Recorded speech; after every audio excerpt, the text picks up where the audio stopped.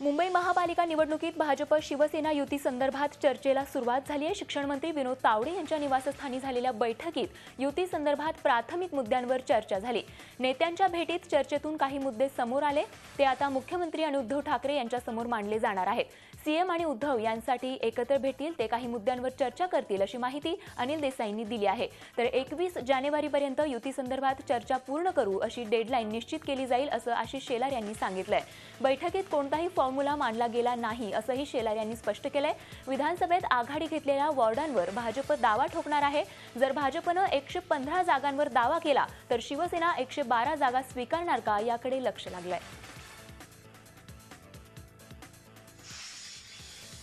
पुण्यामध्येही महापालिका निवडणुकीसाठी युती संदर्भात भाजप सेनेच्या स्थानिक नेत्यांमध्ये चर्चा झाली। या फेरीत प्राथमिक स्वरूपाची चर्चा झाली। युतीच्या दृष्टिकोनातून सकारात्मक चर्चा झाली। पुढचे 2-3 दिवस चर्चेच्या विविध फेऱ्या होणार आहेत। या बैठकीत भाजपकडून पालकमंत्री गिरीश बापट आणि शहराध्यक्ष योगेश गोगावले, तर शिवसेनेकडून संपर्क प्रमुख अमोल कोल्हे आणि शहर प्रमुख विनायक निमण सहभागी झाले।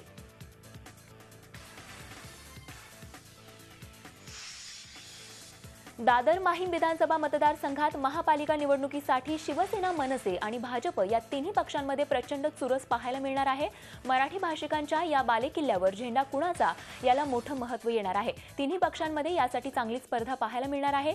युती होण्यापूर्वीच्या समीकरणानुसार या ठिकाणी शिवसेनेकडून मनोहर जोशी समर्थक पुन्हा सक्रिय झालेत, तर 2 माजी महापौरांची नावं चर्चेत आहेत। यात मिलिंद वैद्य आणि विशाखा राऊत यांच्या नावाची चर्चा आहे।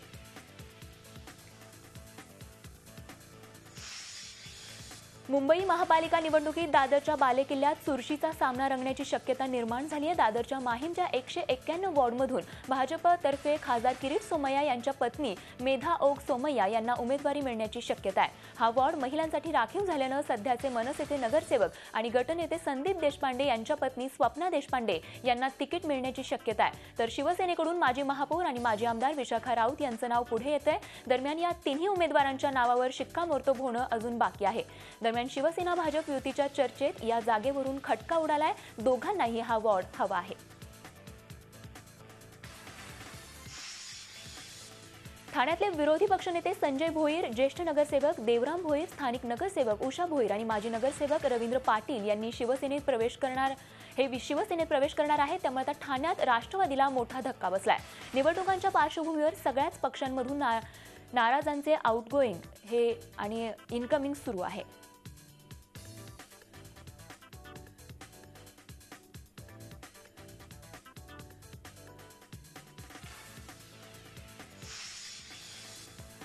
शिवसेना राष्ट्रवादीमध्ये मुंबई महानगरपालिकेच्या पार्श्वभूमीवर पोस्टर वॉर सुरू झालाय। शिवसेनेच्या पोस्टरला राष्ट्रवादीने पोस्टरच्याच माध्यमातून प्रत्युत्तर दिलंय। शिवसेनेच्या डिड यू नो या कॅम्पेन विरोधात राष्ट्रवादी काँग्रेस पक्षानं मुंबईत पोस्टर लावलेत। महापालिका रस्ता घोटाळ्याला जबाबदार कोण असा प्रश्न यातून विचारण्यात आलाय।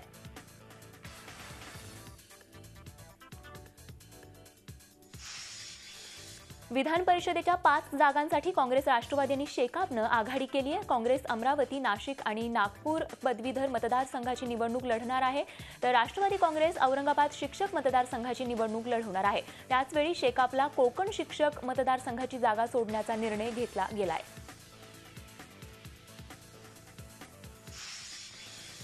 उत्तर महाराष्ट्रातील नाशिक पदवीधर मतदारसंघाच्या निवडणुकीचं बिगुल वाजलंय। नाशिकमध्ये संरक्षण राज्यमंत्री सुभाष भामरे यांचे जावई डॉक्टर प्रशांत पाटील यांना भाजपने मैदानात उतरवलंय। यासाठी 4 मंत्री नाशिकमध्ये उपस्थित झाले। खुद्द शिक्षण मंत्री विनोद तावडे यांनी हजेरी लावल्यानं भाजपाने ही निवडणूक गंभीरपणे घेतली आहे। या विभागात गेल्या 2 टर्ममध्ये राष्ट्रवादी काँग्रेसचे सुधीर तांबे यांचंच वर्चस्व राहिलंय। विधान परिषद शिक्षक मतदारसंघासाठी उमेदवारी अर्ज दाखल करण्यास सुरुवात झालेली आहे। नागपुरात एका उमेदवाराने तब्बल 10,000 रुपयांची नाणी घेऊन उमेदवारी अर्ज दाखल केला। विलास बल्लमवार असं या शिक्षक उमेदवाराचं नाव आहे। विना अनुदानित शाळा कृती समिती या संघटनेच्या वतीनं त्यांनी आपला अर्ज भरलाय। विना अनुदानित शाळेतल्या शिक्षकांची परिस्थिती दयनीय आहे। गेल्या 16 वर्षांपासून पगार झालेला नाही, त्यामुळे बल्लमवार यांनी अनामत रक्कम ही त्यांनी अक्षरशः लोकांकडून 1-1 रुपया जमवून भरली।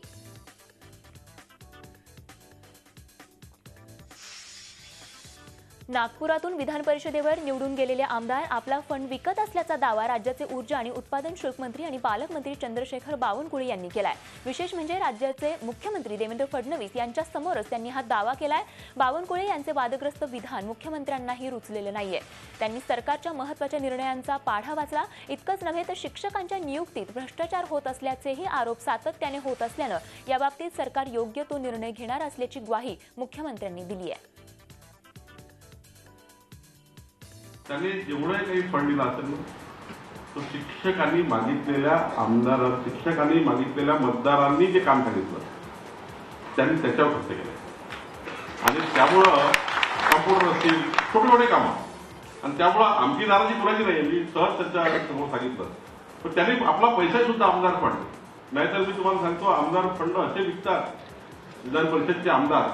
अनेक वेळा असं वाटतं की जर शिक्षकाची नेमणूकच भ्रष्टाचारात्मक झाली तर कोणत्या मूल्याचे धडे आमचे शिक्षक देऊ शकतील हा माझ्यासमोर सवाल। ज्यावेळी देशामध्ये इतकी मोठी परंपरा शिक्षकांची असताना त्या परंपरेमध्ये अशा प्रकारच्या गोष्टी ज्यावेळेस काही ठिकाणी होतात त्यावेळी त्यातही पारदर्शिता असली पाहिजे। शिक्षकांना मूल्यांची जपणूक करताच आली पाहिजे। त्यांना कुठल्याही प्रकारे अशा प्रकारच्या गोष्टींना बळी जाता कामा नये। त्यांना कोणाला त्यांचा बळी घेता येऊ नये। याही संदर्भात निश्चितपणे राज्य सरकार उचित कारवाई योग्य काळात करेल। अमरावती पदवीधर मतदारसंघाचं प्रतिनिधित्व करणारे आमदार आणि राज्यमंत्री डॉक्टर रणजित पाटील यांनी विधिमंडळ कामकाजाबाबतच्या आपल्या प्रगती पुस्तकात खोटी माहिती दिल्याचा आरोप काँग्रेसने केलाय। रणजित पाटील यंदा अमरावती पदवीधर मतदारसंघातून दुसऱ्यांदा निवडणूक लढवत आहेत। रणजित पाटील यांनी आपल्या 6 वर्षांच्या कार्यकाळात कुठलीच विशेष कामगिरी केली नसल्याचा आरोप काँग्रेसने केलाय। तसे पुरावेच काँग्रेसने पत्रकार परिषदेत सादर केले। दरम्यान रणजित पाटील यांनी हे सर्व आरोप फेटाळून लावले।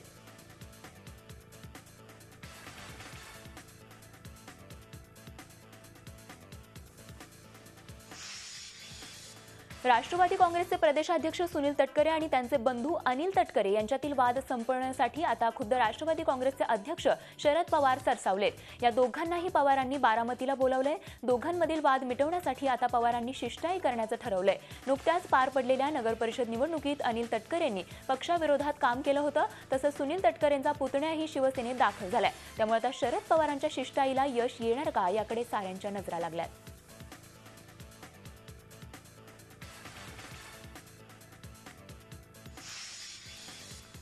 जालना जिल्ह्यातील घनसांगवी बाजार समितीचा निवडणूक निकाल जाहीर झालाय। या निकालात अंकुशराव टोपे शेतकरी विकास पॅनलचा विजय झालाय। निवडणुकीत राष्ट्रवादी आणि भाजपने एकत्रित येत युती करून राष्ट्रवादीनं 16 तर भाजपनं 2 जागांवर निवडणूक लढवली। या निकालात राष्ट्रवादीचे सर्व 16 आणि भाजपचे 2 असे 18 उमेदवार विजयी झालेत। तर शिवसेना पुरस्कृत पॅनलला या निवडणुकीत एकाही जागेवर विजय मिळवता आलेला नाही।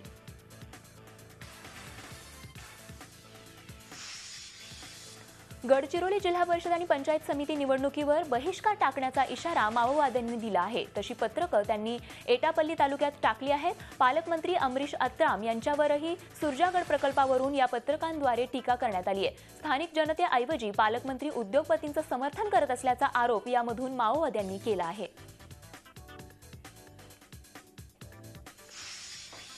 राज्यामध्ये जिल्हा परिषद पंचायत समिती निवडणुकीसाठी काँग्रेस तसंच राष्ट्रवादी काँग्रेस आघाडीचा एकत्र निवडणूक लढवण्याबाबतचा श्रीगणेशा जळगाव जिल्हा परिषदेपासून सुरू झालाय। दोघं काँग्रेस नगरपालिकेत वेगवेगळे लढल्यानं काँग्रेसची पिछेहाट झाली। वेगळं लढून काही हाती येणार नाही हे नेत्यांना उशिरा सुचलेल्या शहाणपणानंतर जळगाव जिल्हा परिषद निवडणुकीत काँग्रेस आणि राष्ट्रवादी काँग्रेसची आघाडीची घोषणा करण्यात आली आहे। जळगावचे राष्ट्रवादी काँग्रेस प्रभारी दिलीप वळसे पाटील तसंच काँग्रेसचे प्रभारी विनायक देशमुख यांनी संयुक्त पत्रकार परिषद घेऊन जळगाव जिल्हा परिषदची निवडणूक काँग्रेस आघाडीचे उमेदवार म्हणून निवडणूक लढवणार असल्याचं दोघं पक्षांनी एकमत झाल्याचं जाहीर केलंय।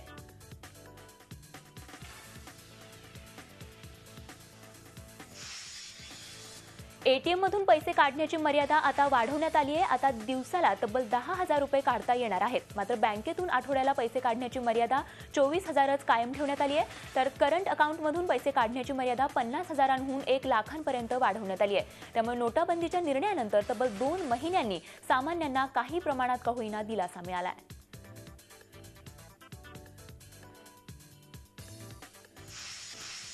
मिस्टर परफेक्शनिस्ट आमिर खानच्या दंगल या सिनेमात बालपणीच्या गीता फोगटची भूमिका साकारणारी अभिनेत्री झायरा वसीमनं शनिवारी जम्मू काश्मीरच्या मुख्यमंत्री मेहबूबा मुफ्ती यांची भेट घेतली होती। या भेटीवर एक मोठा वर्ग नाराज झाला होता। झायरावर अनेकांनी सोशल मीडियावर टीका करण्यास सुरुवात केली होती। यामुळे दुखावलेल्या झायराने लगेचच सोशल मीडियाच्या माध्यमातून माफीनामा दिला होता। मात्र तिने हा माफीनामा अवघ्या 3 तासातच आपल्या फेसबुक प्रोफाईलवरून हटवल्यानं अनेक सवाल उपस्थित होत आहेत।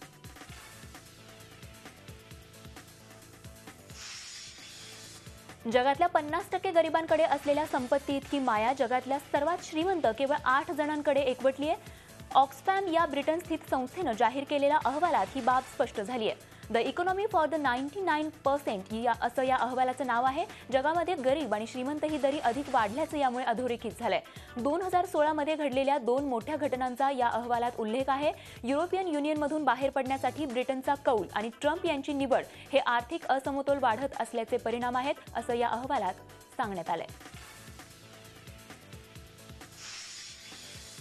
बहरीनमध्ये 3 शियापंथीयांना देहदंड दिल्यामुळे दंगल उसळली आहे। सोशल मीडियावर व्हायरल झालेल्या या व्हिडिओमध्ये दंगलखोर आणि पोलिसांमध्ये तुंबळ हाणामारी झाल्याचं दिसतंय। बहरीन हा सुन्नीपंथीयांच्या शासनकर्त्यांचा शिया बहुल देश आहे।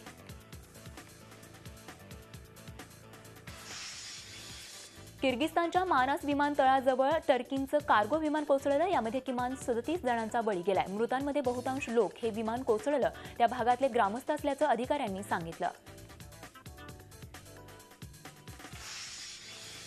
झेक प्रजासत्ताकात सेस्का ट्रेबोवा इथे नव्यानं बांधलेल्या एका क्रीडा संकुलाचं छप्पर कोसळलं। घटना घडली त्यामुळे स्थानिक संघामध्ये फ्लोअर वॉलचा सामना सुरू होता। छत कोसळताच खेळाडू आणि प्रेक्षकांची चांगलीच धावपळ उडाली।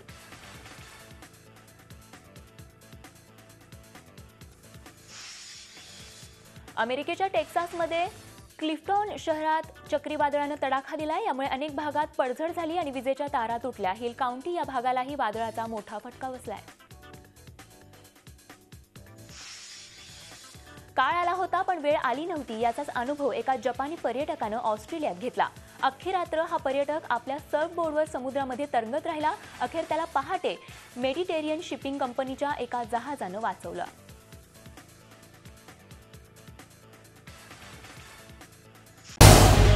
झी 24 तास रहा एक पाऊल पुढे।